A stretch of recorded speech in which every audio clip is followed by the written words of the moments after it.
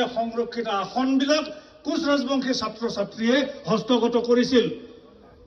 আনকি মাজুলী যি reserve seat ট্ৰাইবেলৰ তাৰ পৰা MLA জিকি আহিবলৈ সক্ষম হৈছিল।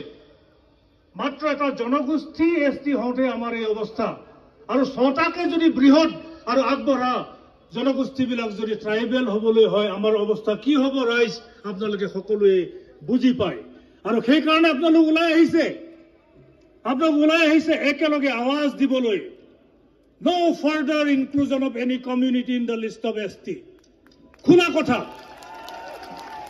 ভাৰতে স্বাধীনতা লাভ কৰাৰ ৭৮ বছৰৰ পিছত কোনো জনগোষ্ঠীক আৰু ট্ৰাইবেল কৰাৰ এতিয়া দিন আৰু নাই।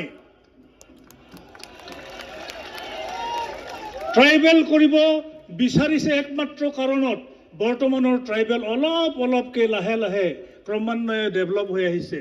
অলপ মিনিমাম কনষ্টিটিউচনেল ৰাইটছখিনি আমি উপভোগ কৰি আছো। সেইটোত চকু পৰিছে, চকু চৰহাবিলাকৰ চকু পৰিছে যে ট্ৰাইবেল বহুত ওপৰলৈ গ'ল, গতিকে সিহঁতক আকৌ নমাই আনিব লাগে। এইটোৱেই কাৰচাজি, আমাক পুনৰ ধ্বংস কৰিবলৈ, আমাক পুনৰ বঞ্চিত কৰাৰে এটা ষড়যন্ত্ৰ। ইয়াৰ বাদে এইটো একো নহয়। গতিকে এই ষড়যন্ত্ৰক আমি মষিমূল কৰিব পাৰিব লাগিব। আৰু ডেফিনেটলি আপোনালোকে যদি সহযোগ কৰে আমি CC2 ইয়াক প্ৰতিহত কৰিহে ক্ষান্ত হ'ম। এই কথাটো আজি আপোনালোকৰ মাজত ক'লো। মই দীঘলীয়া কথা নকওঁ। আজিৰ সময়ত মই মাত্ৰ বসন্ত গগৈ ডাঙৰীয়াক ধন্যবাদ দিব বিচাৰিছো, আটাচুৰ সভাপতি ডাঙৰীয়া।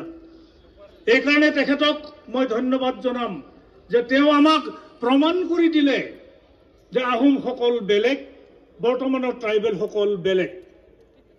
আহোমসকলৰ লগত আমি সমানে সহাৱস্থান কৰিব নোৱাৰো, কাৰণ তেওঁলোকৰ কথা বতৰাই বেলেগ, তেওঁলোকৰ চৰিত্ৰ বেলেগ, তেওঁলোক হৈছে আগবঢ়া, আমিবোৰ পিছপৰা।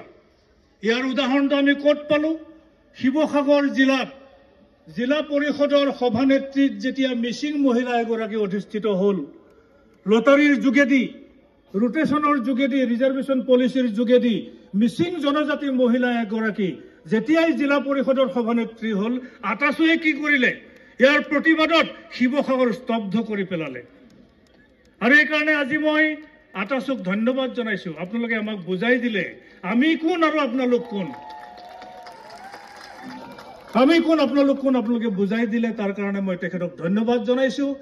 বাকী যিবিলাক সংগঠনৰ নেতাই আমাক সমালোচনা কৰিছে, কুকুৰে কাঁইট নোখোৱা গালি পাৰিছে, সেয়া মই আশীৰ্বাদ বুলি ধৰি লৈছো। সেয়া CC2ৰ কাৰণে আশীৰ্বাদ, ট্ৰাইবেল সংঘৰ কাৰণে আশীৰ্বাদ।